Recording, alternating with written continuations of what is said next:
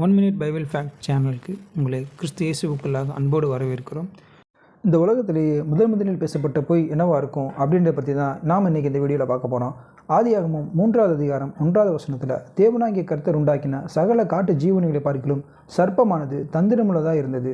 இதை தொடர்ந்து ஆதியாகமம் 3வது அதிகாரத்தில் 2வது வசனத்திலிருந்து 6வது வசனம் வரைக்கும் வாசித்து பார்த்தீங்கன்னா, தேவனாகிய கர்த்தர் சாப்பிடவே கூடாதுன்னு சொல்லி வச்சுருந்த கனியை சர்ப்பமானது தந்திரமாக ஏவாள் கிட்ட வந்து, நீங்கள் இந்த கனியை சாப்பிட்லானோ, இதை சாப்பிட்றதுனால நீங்களும் தேவரை போல ஆவீங்கன்னு சொல்லியிருக்க.